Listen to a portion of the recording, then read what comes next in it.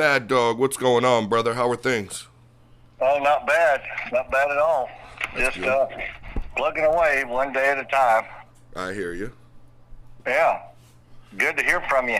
I'm Yeah, glad we put something together this time. it's been too long, man. So And Phil, go ahead. yeah. So fill me in. What's new in your world?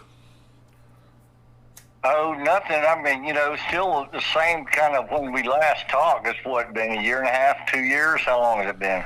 It's definitely been over a year, I believe. About a year and a half, maybe less. Yeah, somewhere in there. Well, anyway, from then until now, nothing much. I've got some new blood that I've, in every dog man's life. Whenever are we recording now? Yeah, Yeah. Okay. Good. In every dog man's life, when a breeder is making his effort to breed a family of dogs, in other words, you can't really expect to get long-term quality dogs by just crossing to Tom, Dick, and Harry's different bloodlines. sure. That will work once, but after that, when you try and go back and you're working out of a cross, and then you go from that cross to another cross, you're going totally away from a family of dogs, and you're just basically scatterbreeding. And so that's why a good breeder, a man that's breeding dogs for performance, you've got to get the same dogs breeding together for as long as you can do it without losing the quality of the conformation of the dog and the quality of the different traits in the physical makeup of the animal. So the only way to hold on to those traits is to line breed, and the only way to stop from getting too tight over a period of years, you have to make that outcross, which back in the day, because the families of dogs are going away. I mean, when I first got in this business in the mid-'70s, whoever you got or started with, whoever you got your dogs from the beginning, everyone had a family line of dogs. And if you were buying them from Maurice Carver, if you were buying them from, Baker Davis, or if you were buying them from old man Ed Crenshaw, or you were buying them from James Crenshaw in Georgia, or Bert Sarles in Arizona, or any of the reputable breeders of their day, they were all making their effort to breed a family of dogs. That way they held on to what they have, because when you start outcrossing, you're losing what you have. Mm-hmm. So the whole key was hold on to your family, breed your family, stick with your family, even though you might not be getting the traits you want, but by sticking with that family and holding true to it, and keeping that gameness as the foundation for what you're trying to do. The gameness is the very most important attribute, because that's the hardest one to hold on to, because as we talked about the last time we had our interview, we were talking about the integrity of the gameness and how to hold on to it. The hardest thing about gameness is that it's against nature. Nature has to impute itself into the makeup of every animal, and therefore nature will have its way, and nature will impute itself into the bloodline of your dogs if you're not staying true to gameness, which you're culling your yard. Okay, you cull the yard in order to not ever be breeding dogs that are not game. In other words, when you find dogs that are not game, you cull. Okay, and then when you find dogs that are game, you hold on to them. Now, a lot of guys today, I don't want no game dogs, I just want hard biters. Well, that's fine, and hard biters are fine, but if you breed for hard biters, you're going to lose your gameness, and eventually your dogs will not. I mean, like assuming you're going to be hog hunting, they'll grab a hog, and then when you get in there on the hog to to help the dog, subdue the dog will let go because he's not game, and he will run off. And then here you are stuck with a wild hog, just about ready to grab it, and you hadn't grabbed it yet. The dog pulls anchor on you. Next thing you know, that hog eats you up. But so that's the important part of, blind breeding, keeping your family, and then having to eventually make that outcross.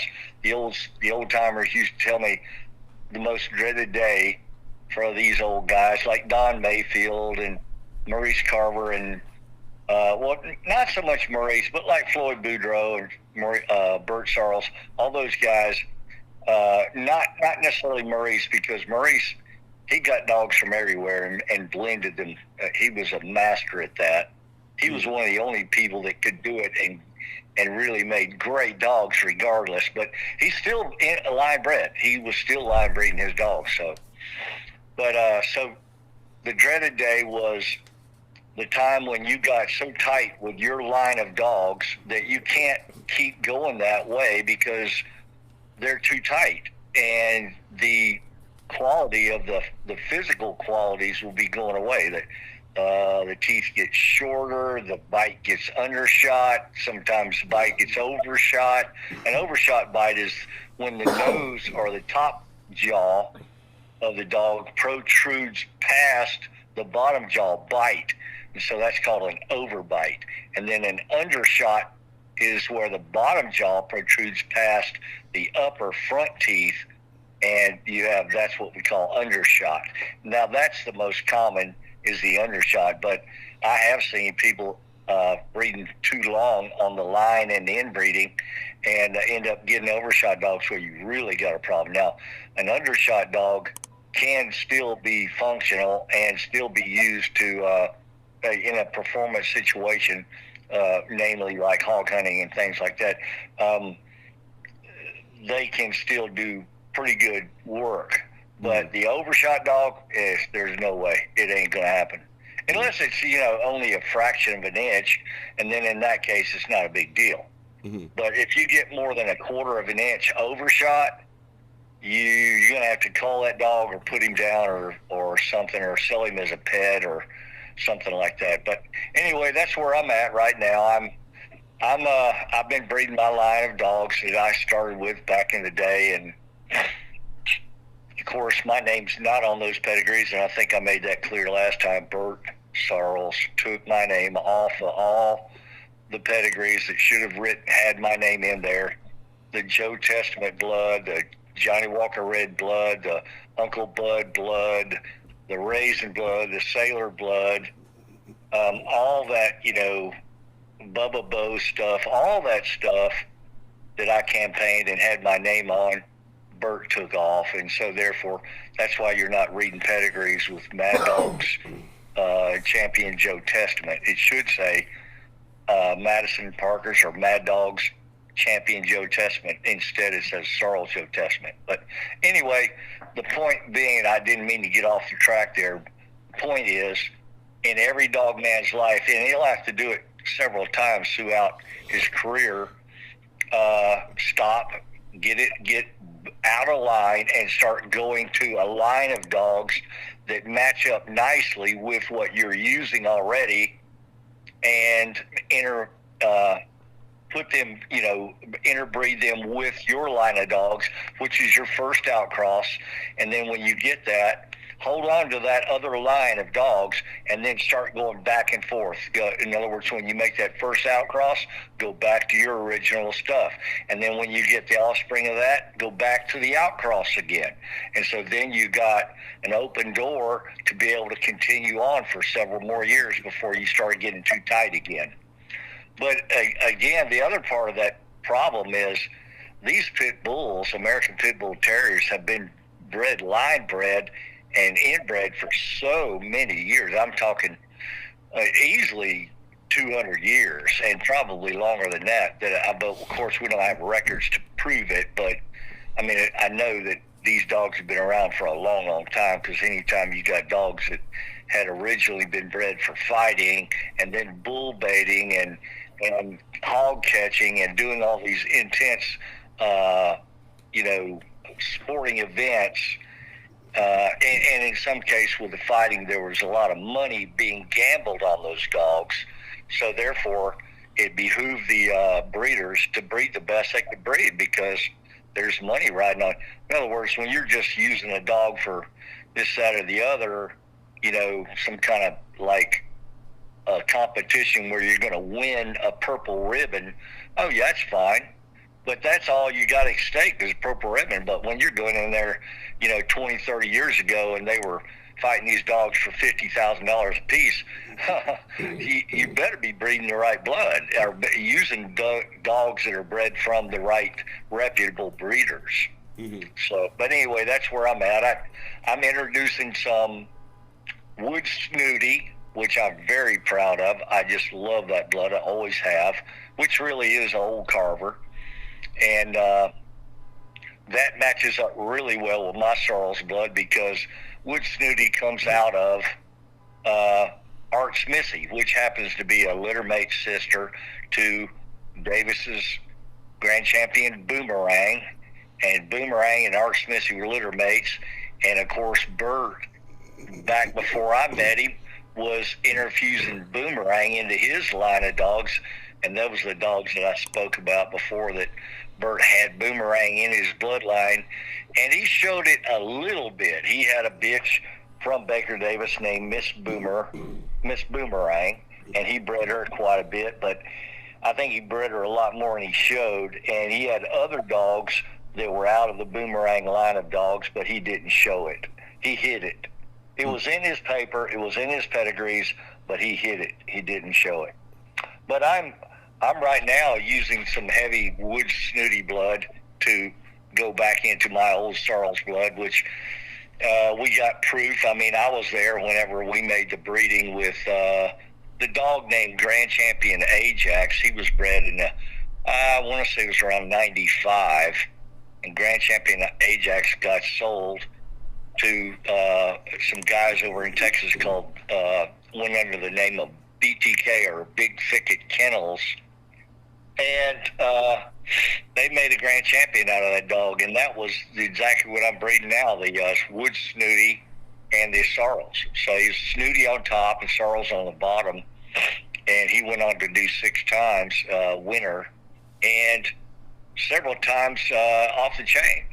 And then he had brothers and littermates that had 1 and 2, and I think there was at least one champion other than Grand Champion Ajax. I know he had a brother that was a 3-time winner, and he had multiple brothers and sisters that are 1 and 2-time winners.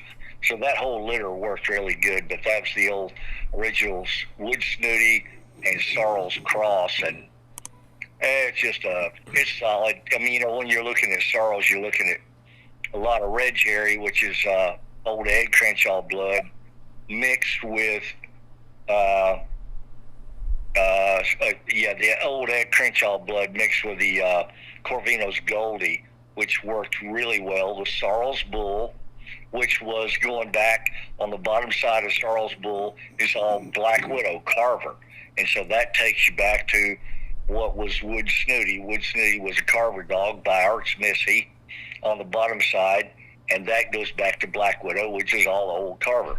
And then on your top side, you had a dog named Norman Hooton's Snake, and Snake went back to a dog named Butcher Boy, Marshall Joe and Fitzwater's Big Liz, and that Marshall Joe and Fitzwater's Big Liz were the Mayfield blood, and all that went back to the Carver. That was Miss Spike blood, because Big Liz was a littermate sister to Miss Spike. Anyway, all that worked together very well. So Snooty and Sorrel's were an absolute perfect union. Even though it was considered a cross, it really wasn't a cross. It was more of a line breeding, but it was going away from what Bert had originally done and what I've been doing for my last probably 35 years that I've been doing myself, trying to get that Wood Snooty. And that's the tough part. I've just acquired probably about 6 months ago this really tight bred There's a guy named Carl Mims, which I got to give credit to him. Bless his heart. Rest in peace. Carl Mims died about, had been 2 months ago. His wife, her name was Judy Mims, and she was a bit younger than he was, I think by about 15 years.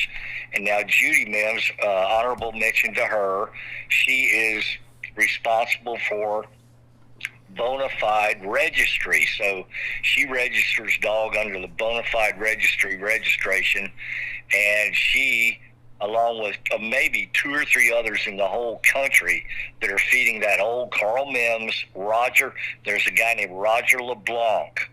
He and Carl were pretty good friends, and they collaborated on some old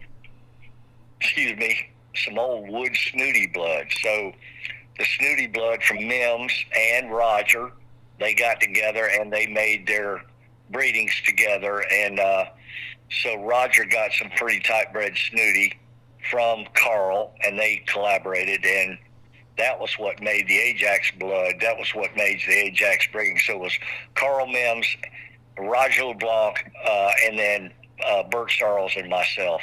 Of course, I'm the silent partner there because my name doesn't come into it. But Roger and Carl were instrumental on the wood snooty side, and then Bert was instrumental, and myself were instrumental on the sorrel side, which was the bottom side of the Ajax, but going back to all that. But anyway, Carl Mims, rest his soul, died about 2 months ago, and he was a great dog, man. He wasn't, he was more of a breeder.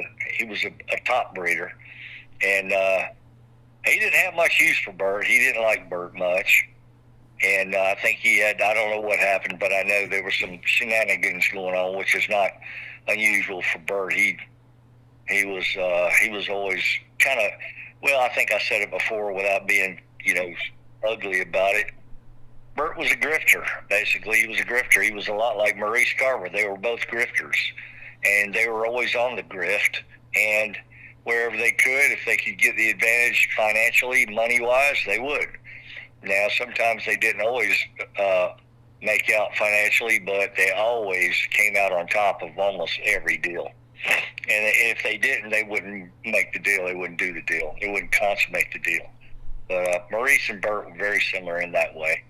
But the difference between those two is everybody loved Maurice, even though he would screw you.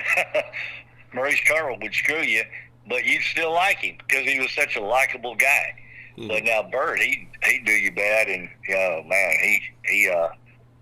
but those that liked him, and that was one of those. I always liked him. He did me bad quite a bit, and my name should be on a lot of those pedigrees, and they're not.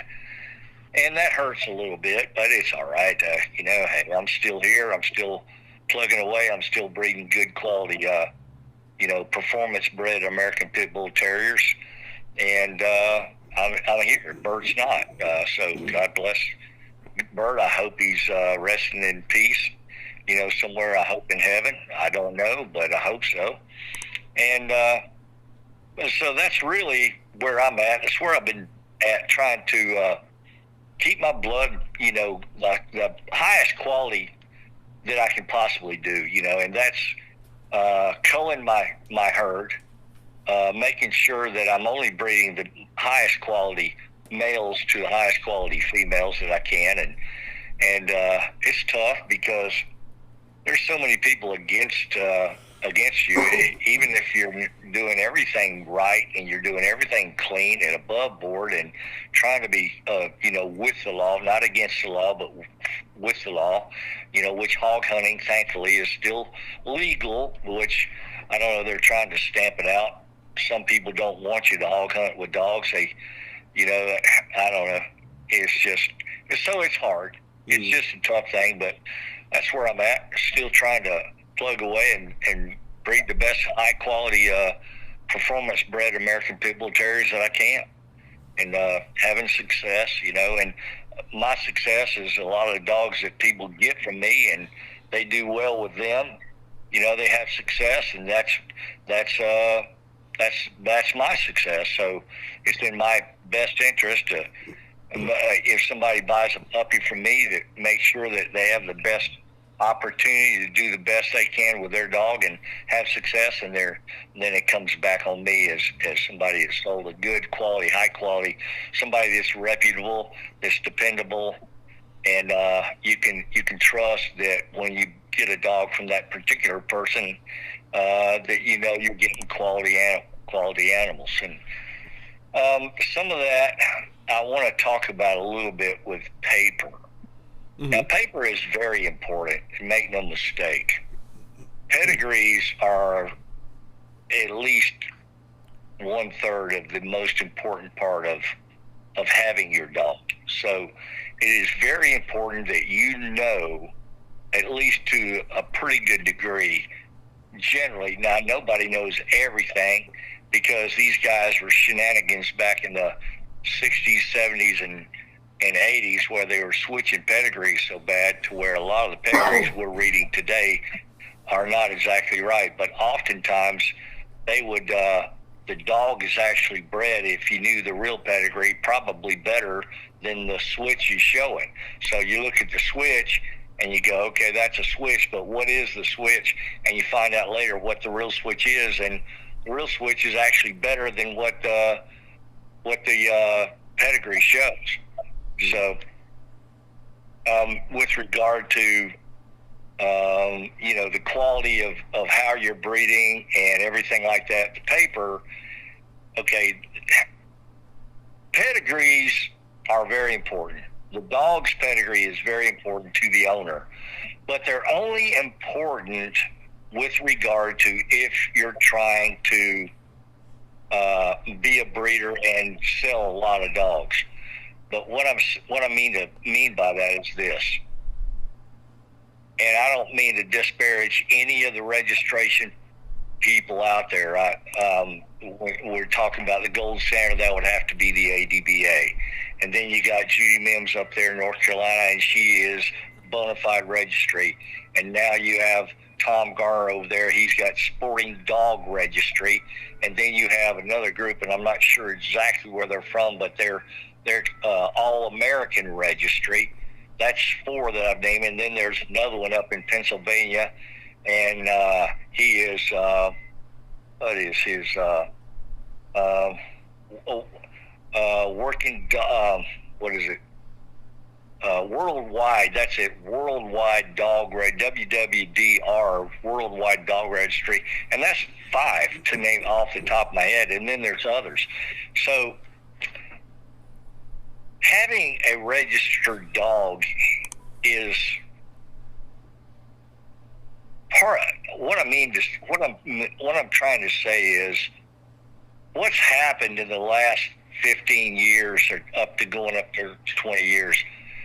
Registering dogs has become a racket, and it's obvious that back in my day, in the beginning, the only people that registered American Pitbull Terriers were Salt Lake City, Utah, American Dog Breeders Association, and they were it. I mean, they were the only people that recognized the purebred American Pitbull Terriers. But because there's been a lot of dissatisfaction with them, and people have been, misrepresented in many ways, and me included, because Bert had an inside straight with the ADBA. He and Ralph Greenwood were best friends, and all he had to do was call him up and say, take Madison's name off that pedigree, take Madison's name off, when I say Madison, that's myself, take him off, take Madison Parker's name off all those pedigrees that have mine and his name together. And so they did, without ever contacting me or anything. But my point is this. With all the different registries and registrations entities out there, the agencies or whoever they consider them to be, it's become a racket. And a lot of these young guys, there's a lot of young guys out there that want good dogs, and good on them. I mean, they deserve to, if they're going to spend hard-earned money, they deserve to have a good bred dog. But they're so sold out and being sold a bill of goods that if they don't have if it's not registered, then it's no good. Well, I beg to differ. There's so many dog men out there. When I first got in the game, they kept their own records, like what I do. I keep my own records. I know what my dogs are bred like because I've bred them. I don't have to ask somebody else how this dog or that dog or the other dog's bred. I already know because I bred them. But the point is, the registration thing has gotten, to me, a little bit out of hand, and these young guys, and I have them call me all the time, and all they want is a dog with papers. They've let papers be more important than their desire to have a quality dog. So they think that just because they have dogs with papers, that they've got the best there is. Well, it just didn't work that way. And a dog doesn't know he's got a pedigree. And when he's on a hog, he especially doesn't know it. So a pedigree is only important when you're trying to, like, peddle dogs. So the ones that are the most important to them is paper over the dog. So they only have dogs that don't have a flip about what kind of quality breeding it is. The most important thing to them is that they're registered, which is just total bogus, because anybody and their brother out there registering dogs, and I'm not saying these registrations aren't, quality, they're not doing good work. I do believe they are. And I name, bona fide registry is the top of the list. And then I have to say ADBA, they still got some integrity. However, there's been some times when they didn't do exactly, the best by the customers. And me being one of them, I was never contacted when Bert took my name off those papers. And, they're supposed to contact the people to find out, hey, did you sell that dog to so-and-so, or did you trade that dog out? Did you take your name off there? Did they take your name off? Is that right? Is it proper? Did they do it in the right manner? And no, I never got any kind of information like that from anybody. So therefore, a lot of the times people are buying these dogs. The most important thing to them about the dog is that he's registered. Does he have papers? Well, all these dogs have papers. They all have papers.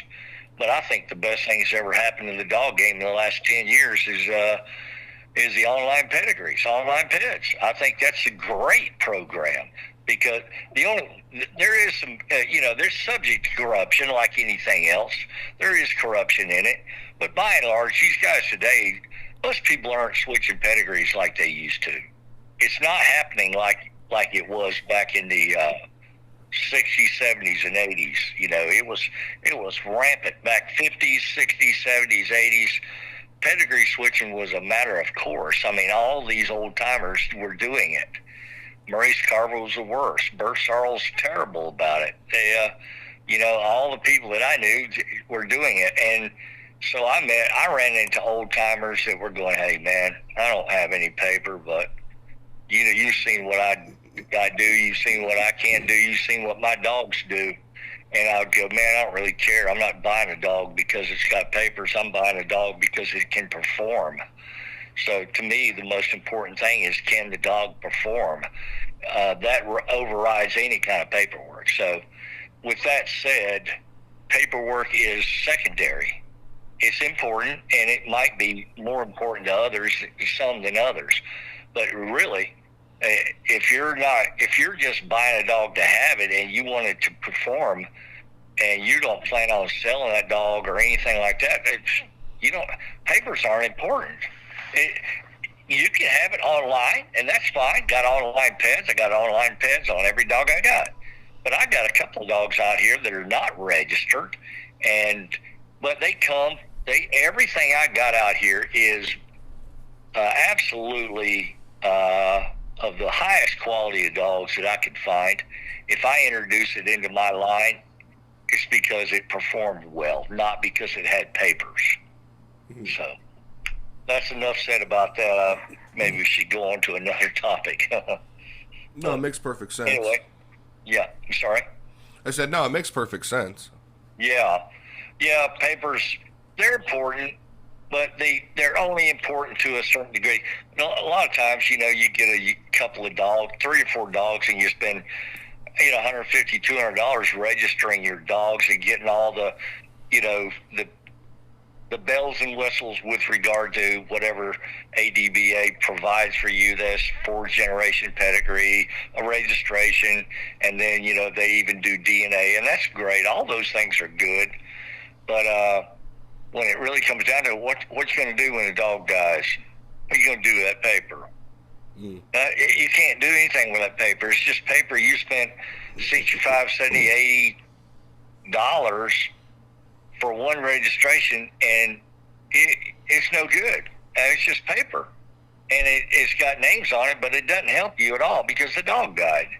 And so you got so many dogs, people are registering these dogs right and left, and, something happens to the dog, bless their hearts, old dog, gets off the chain, runs off, gets hit by a car, gets stolen, all kinds of things happen to a dog, and they don't have these dogs, most of them 10 years is about maximum lifespan. By the time you get him and settled in, a few years later, he ends up dying or getting cancer, things like that. So a lot of times people have overemphasized paper over the quality of the animal. But anyway, that was, I have a few out here. I've got a couple dogs out here that are not registered, but I do know how they're bred. And I've got them in my line. I've got them in my dogs. But I'm going to be honest with the people. I want to be straightforward and tell everybody that buys from me here, this is what I got. Been breeding it for the X amount of years, and it's high quality, but I don't have it registered. I can tell you how it's bred. I know the mom and daddies. I know all the way 6, 8 generations back, but they're not registered with anybody.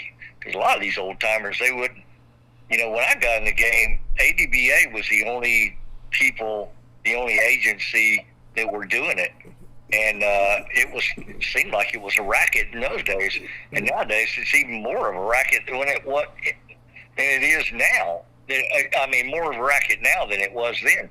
And so a lot of these old timers that I met, they kept their own personal records. They wrote everything down, but you didn't get registered dogs when you bought dogs from them. But I guarantee you introduce that stuff into your bloodline, and man, you got nothing but fire. And these dogs were performing in the highest levels of competition, So, hell yeah. But anyway, so that's pretty much what I had to say about, paperwork. And while I know it is important, it's not as important as the production and the performance ability of that particular dog. Paper does not override anything on that dog. It just shows how he's bred. That's all it does. And quite frankly, the online pedigrees, I love it. It's so nice where you can just click on a dog and go find out how he's bred and look at it, go all the way back, Sure. If that's wonderful. I just love it. I sit there for hours to study pedigrees. I love it. It is convenient, for sure. And it was very convenient, and when you learn how to study pedigrees, and there is a technique to learning how, it takes some time, but it's not really hard. I mean, it's just like once you get I like to find a particular line of dogs that I really like, and then go back and find out everything behind that, and then take a break, go do something else for an hour, and then come back and sit down and go back over it again. And if you do that 5 or 6 times in one day, you're going to pretty much cement your knowledge on whatever pedigree you're studying for that day. So that's the way I like to approach learning how to study pedigrees. Is read it a little bit, go back behind, like find you a generation, like let's say the 3rd generation, and then this is online peds, obviously. So you go 3rd generation, and you click on the top side of the top. You click on that dog, and you go back, and he takes you back 4 gens. And you go back 4 gens, and you study all the dogs in that 4 generation behind the 3rd, which is the beginning. And then go back and then start with the bottom side of that top side of the top, and go back and just keep doing that and go through one series all the way top to bottom, and then put it down. Don't even think about it. Go off and do something else and come back and do it again. If you do that half a dozen times, pretty much you're going to have pretty much going to know what's there. And that's a really good way of approaching it. Because a lot of people get overwhelmed, when they start reading pedigrees, and they can't stay focused long enough, and they're really not certain about how to do it. But that's one way. There's a number of different ways. Some people have better memorization skills than others, but a lot of times you just keep doing it over and over repetitively. That's probably the best way to learn how to read and study pedigrees and find out what you got. Oftentimes, when you read, high quality blood lines and pedigrees, you read it and you learn it in this one particular dog or a series of dogs that are bred very similar, and they all have the same dogs.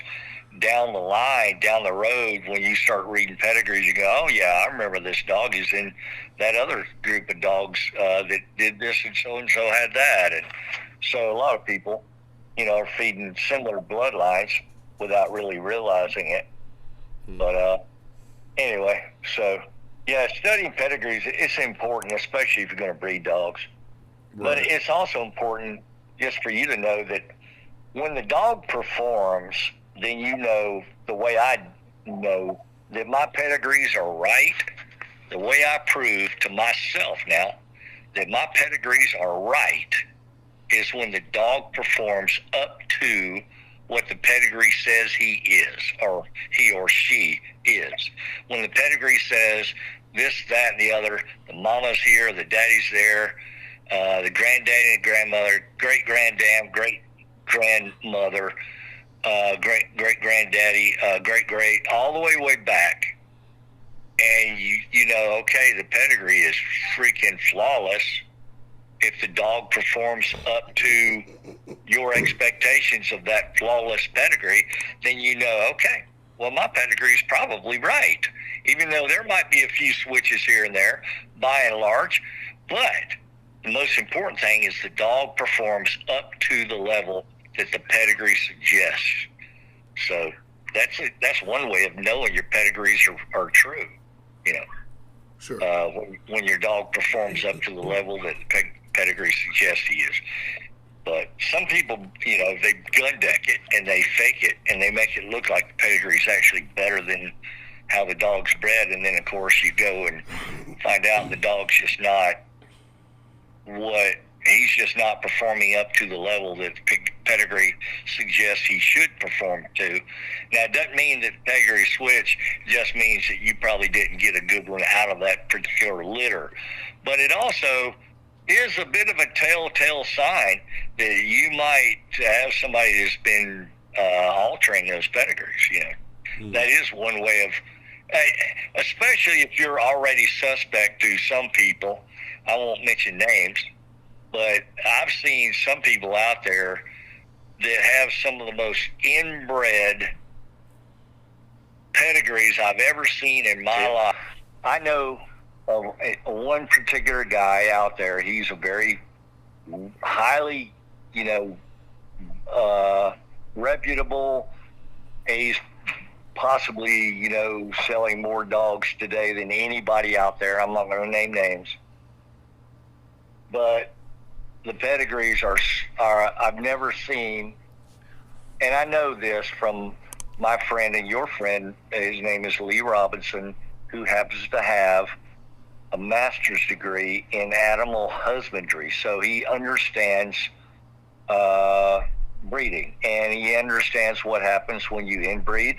He understands what happens when you line breed, and he also understands what happens when you outcross. Now, he learned it by going to master's degree school, and I learned it from just doing it and being on the ground, okay? Mm-hmm. But point being, there are people out there that are selling dogs showing that particular dog that they're selling is the most inbred dog I've ever seen in my life. I've never seen inbreeding that tight. And I look at the dog, see the actual dog that's being sold with a pedigree that's so inbred, it's like hard to even imagine. And the dog is perfect in every way. The frame of the dog has no obvious signs of any inbreeding, because when you inbreed, your frames, the frames of the dogs can get out of whack a little bit. Now, I got to give credit to where credit's due. American Pit Bull Terrier breeders have culled the dogs that weren't of the highest quality, and they don't breed those dogs. And then on top of that, they only breed the best of that particular litter, and then they go inbreed on that. So they've gotten rid of or eliminated a lot of the qualities that are undesirable, and only bred the ones that are the qualities that are desirable.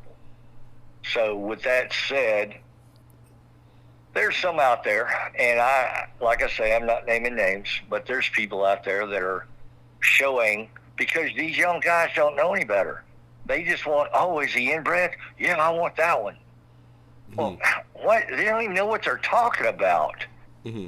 Well, I've had young guys call me and say, is he inbred? Is he inbred? And I'm going, what? What are you asking me? Are you stupid? Mm. The dog being inbred has nothing to do with his quality. It only has to do, the only reason you inbreed is to keep what you got. So if you got a great dog, you have to inbreed on him to keep him, because he's going to die someday. And when he dies, if you don't inbreed on him, then you're not going to have him no more. You're just going to have a cross, and it'll just be a fraction of what he was. So, but if you keep on inbreeding, like some of these breeders out there do, oh my God, the dog's frame, the back gets swayed, the back legs get cowhocked, what we call cowhock. The front legs get the bow-legged look. The jaw gets undershot or overshot. The frame, the bone structure itself begins to, even the tails get screw shanked, what they call a screw shank or pigtails, because they kind of screw tails, they call it screw shanked. Sure. Being interviewed right now, honey. Okay. Yeah. Anyway, so those things happen when you inbreed too long, and I know I happen to have one. I've got one. Her body is perfect. I'm telling you, it's perfect. She is beautiful in every way.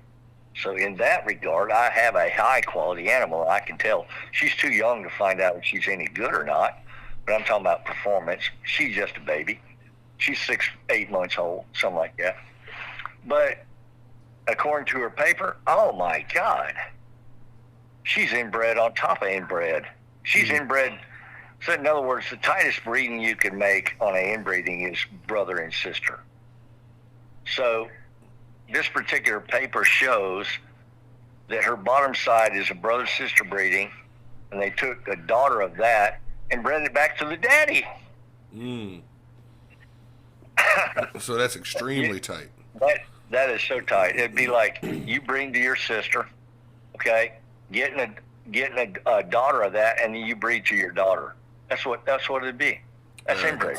That's the tightest bred. That's only if you live in West Virginia. Yeah, my wife says that's only if you live in West Virginia. I've heard the stories. I said I've heard the stories. Yeah, or the Tennessee mountain or North Carolina mountains or something, Yeah. Or Kentucky or something, some of those places like that. But it's very strange. So very strange. What else are we going to talk about besides breeding? Well, one thing I wanted to ask you, because I know, in South Carolina here, I'm in the swamp, and I know you're definitely in the swamp where you're at, correct? Yeah, absolutely. Yes. So have you ever dealt with any skin issues on your dogs? Oh, sure. Yeah. Yeah, gosh, yeah. Especially because these dogs, even though we're still making outcrosses, these dogs have been bred together without any other introductions of any other bloodlines. And I'm talking about hound dogs or any other dog line, any other like German Shepherds or other types of terriers or boxers or any other performance type animal being introduced in the American Pit Bull Terrier for the last 200 years. So just by that alone, they're already tight bred. So therefore, because they are all tight bred, they are subject to skin infections. Absolutely, they are.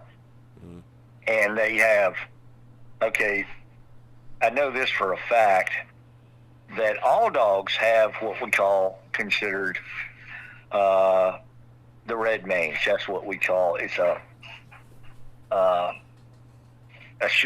think the proper term is, was it demodectic, or well, there's another term for it, I can't remember. But anyway, they all carry the red mange DNA. Okay, so the red mange is a skin cell. It's actually a tiny little microscopic bug.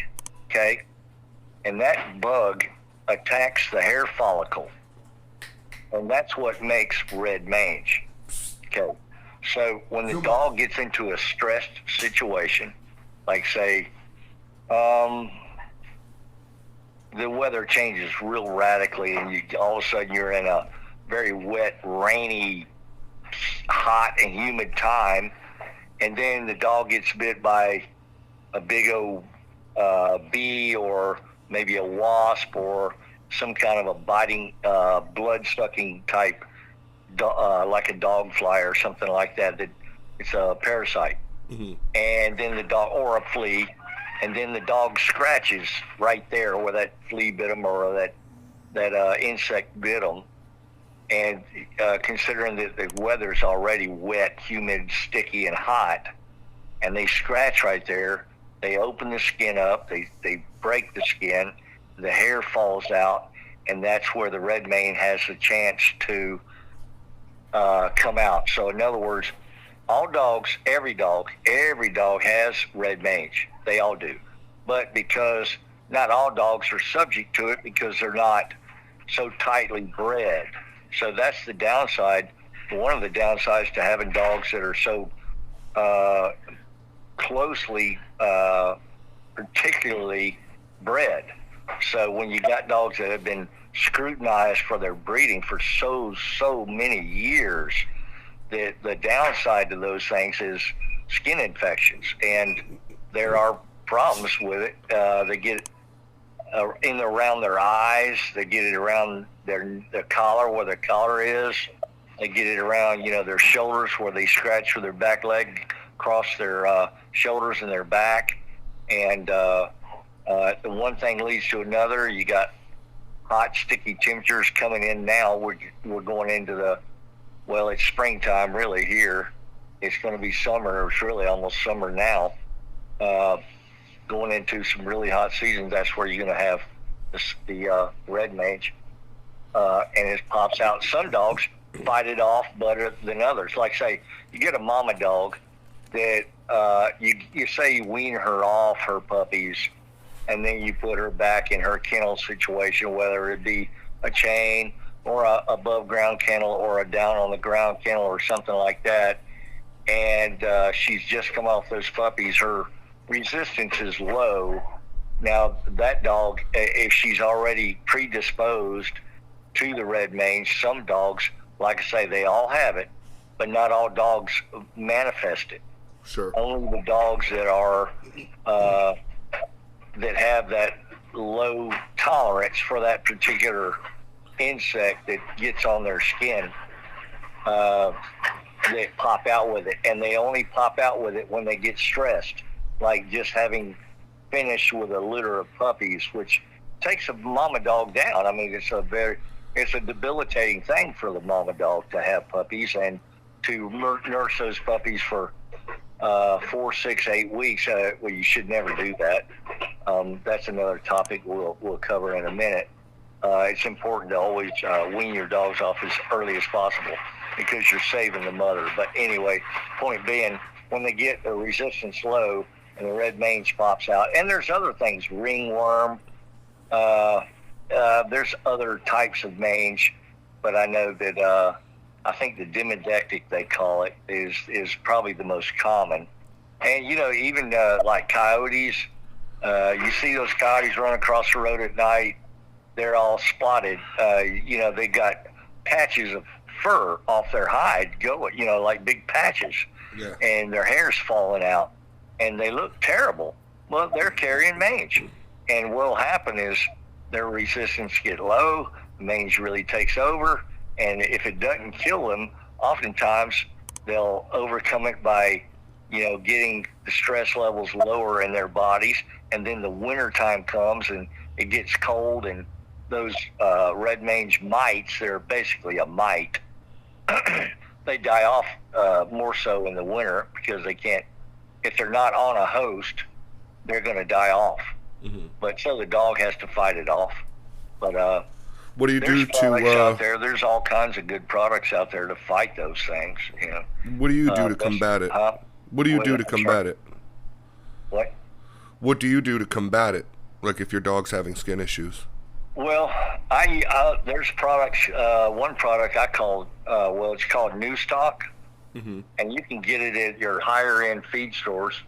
It's called NU-Stock, NU Stock, New Stock, and it comes in a white tube, like a big toothpaste tube, and it's a paste, and it comes out in a paste, and you get some on your fingers or squeeze it off out of the tube in directly onto the affected area of the dog and rub it in real good, and repeat that over a period of 3 or 4 days. And usually if it's just a hot spot, even if it is mange, if you catch it early enough, you'll stop it from spreading. So that's one technology. That's just over the counter. Buy it at most good feed stores, or you can order it online, called New Stock anyway. That's one. When you're getting into the more serious levels of mange, or what we're talking about, hot spots or skin infections, there's a product that you'll have to go to your vet to get. It's called Simparica. Now, they got different types of Simparica out there. One type of Simparica is strictly made or created to fight the prevention of heartworms, okay? So you prevent heartworms with this stuff called Simparica. That's one technology. But Simparica also has another type of Simparica, has the type that it fights the fleas and the ticks.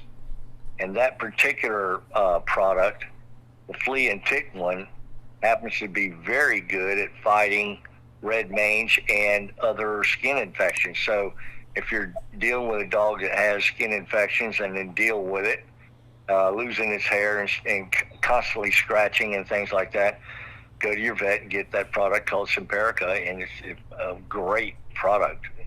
But there's other products out there I used to make my own. Go to the old school drug stores where you buy sulfur, straight in the bottle. It's just powdered sulfur.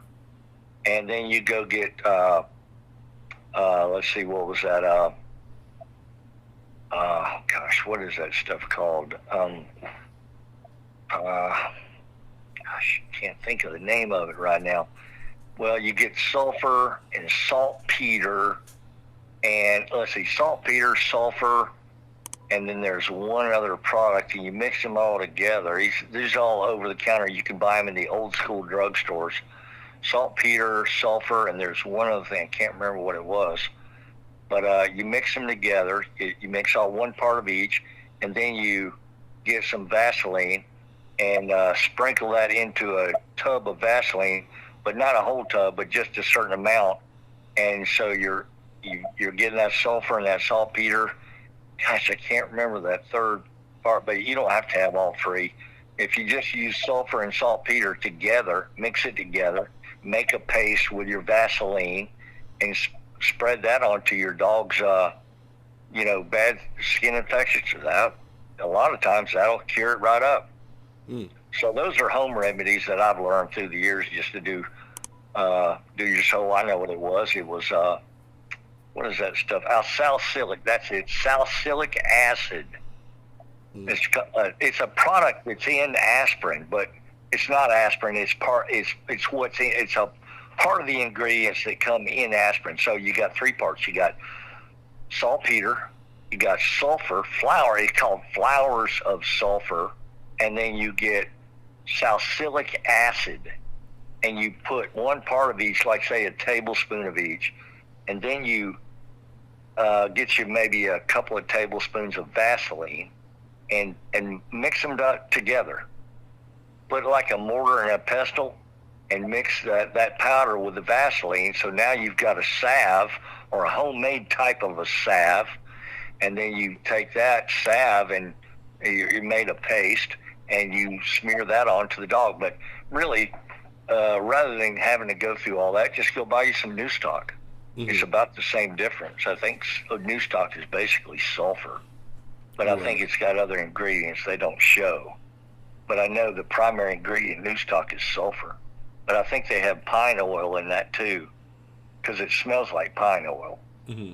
So pine oil, sulfur, salicylic acid, and flowers of salt. What did I say? The other one is saltpeter. Those three with some pine oil and then Vaseline. Man, you got everything you need right there. That'll definitely, that will cure almost every one. Keep in mind now, you've got to catch these things early. You don't want to wait until they start spreading and they get really out of hand, and then you start trying to kill it with these homemade remedies that I'm speaking about right now. You might get too late to do that. Mm-hmm. But you nip it in the bud and you get it early, and you see the dog continues to scratch in that area, smear some in that area of your homemade salve, and it works great. But again, rather than having to go through all those salicylic acid, flowers of sulfur, and saltpeter mixed with Vaseline and pine oil, and just go buy yourself some new stock.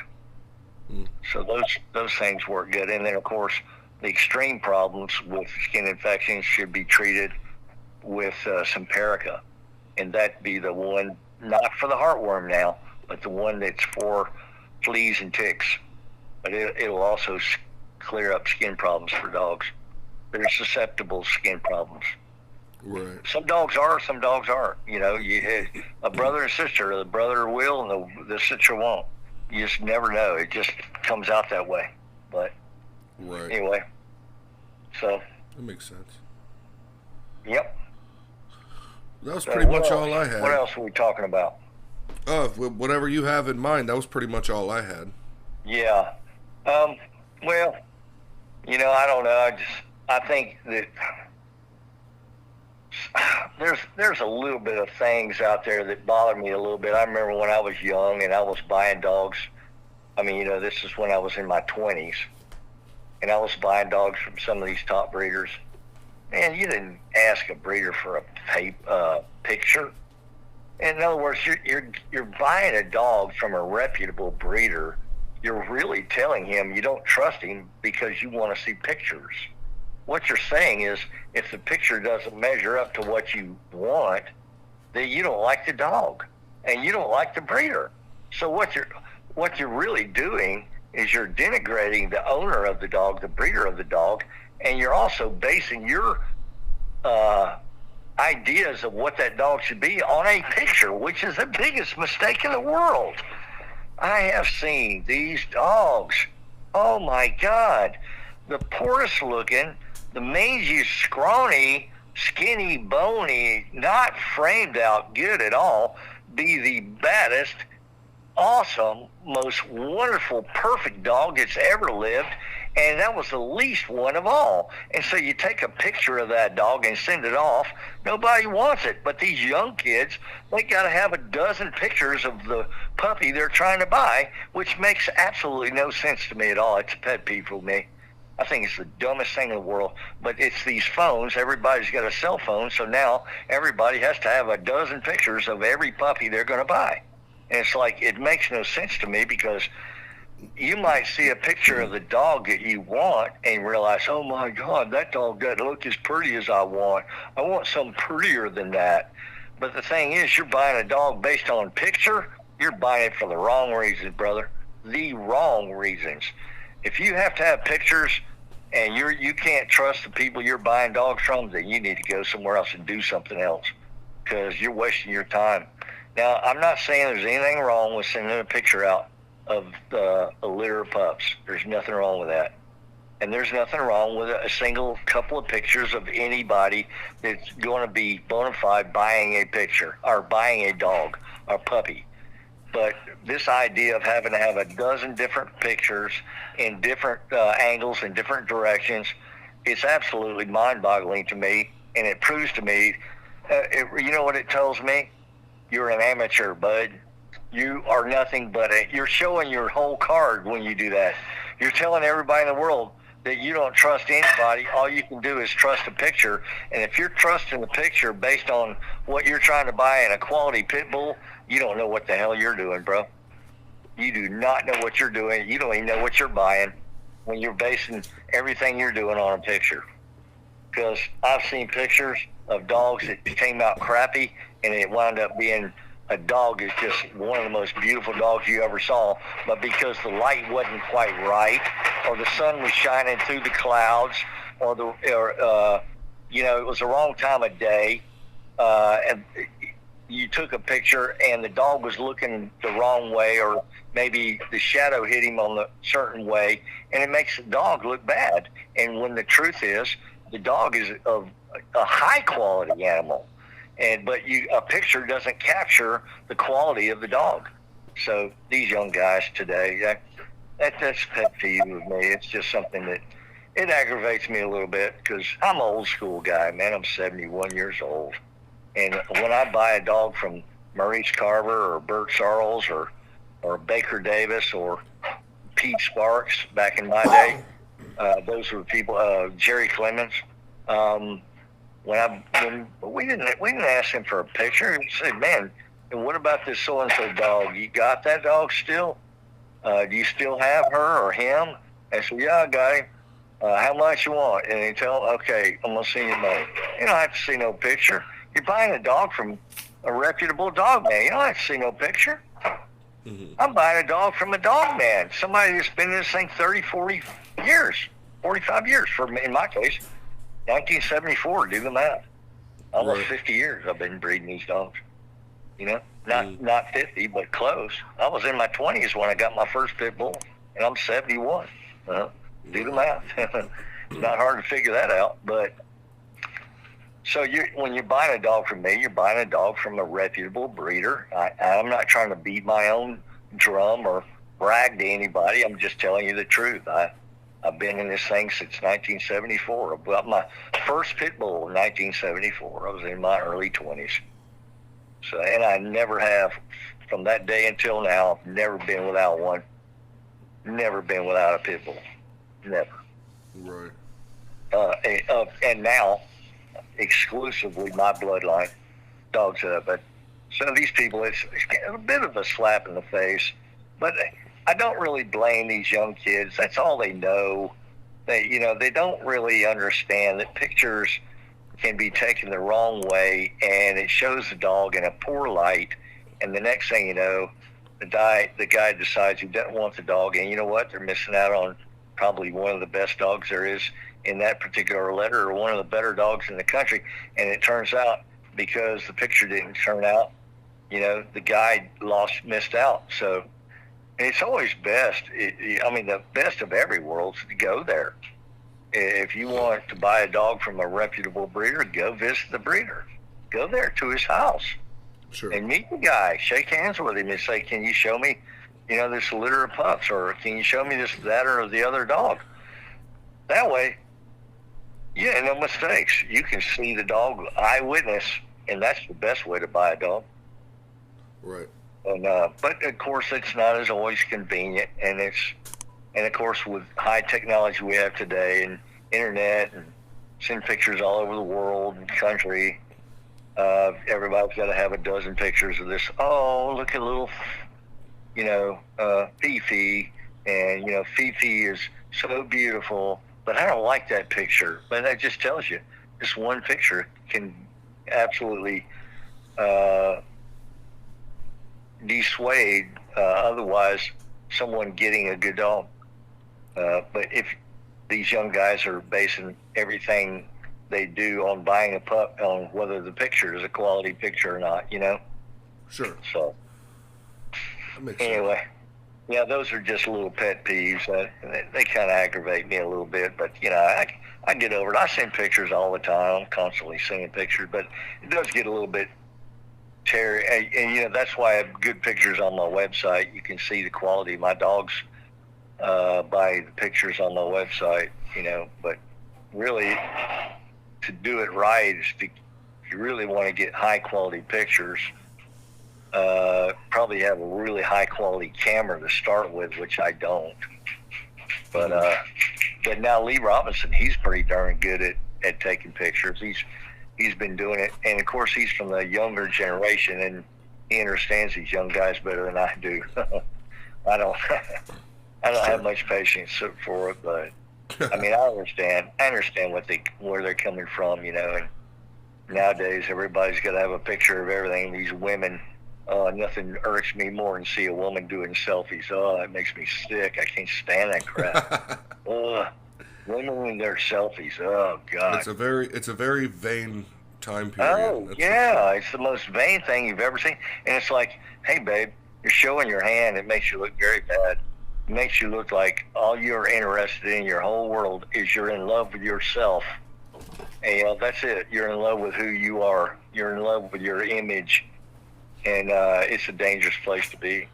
Sure, But definitely. anyway, getting off of that topic, let's see, there was something I wanted to talk about with regard to, oh yeah, I don't know if anybody's heard, I don't know if you heard or not, but they've got some woman down in Tampa. She's a representative of a House of Representatives or something, and she's from Florida, or no, she's from New York, but she's moved in here, and now she's actually a representative, you know, in Tallahassee, the capital.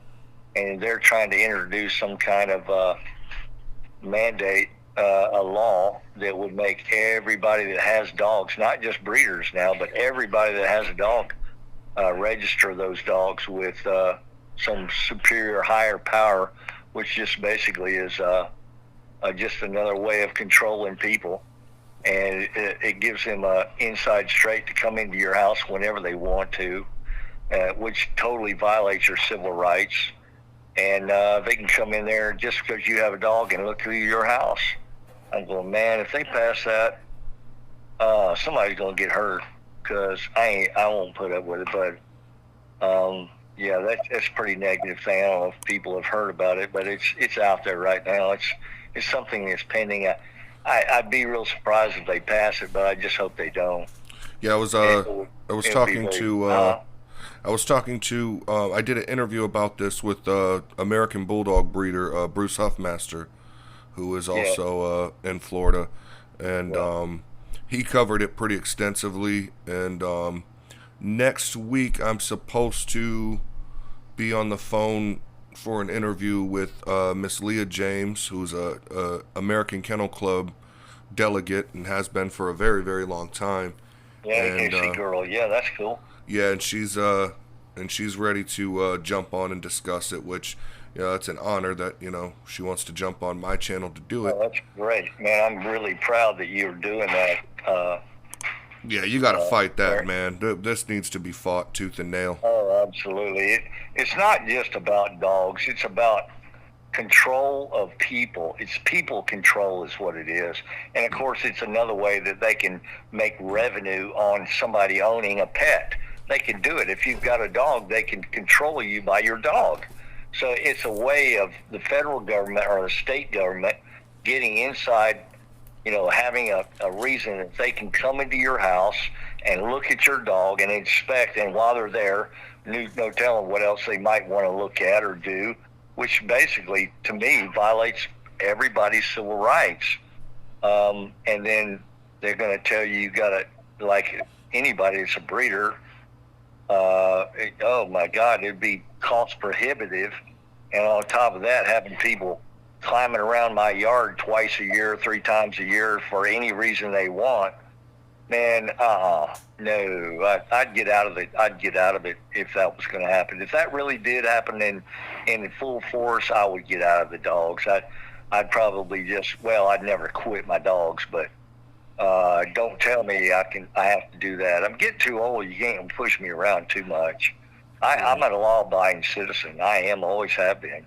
I spent 10 years as a Navy SEAL. You can't get through that and do what SEALs expect of you to do if you're not respectful of authority. And believe me, I do respect authority, but at the same time, I'm not going to let authority push me around just because they pass some stupid law that says they can control me. That there is a thing called the Bill of Rights and civil rights, and your civil rights are being violated every day, and now they want more reasons to violate them. So anyway, yeah, I'm glad you're going to do that. I'll make sure I listen up on that one and hear what. I really don't know much about it, except that it's sounded to me like it's definitely going to be violating a lot of people's civil rights.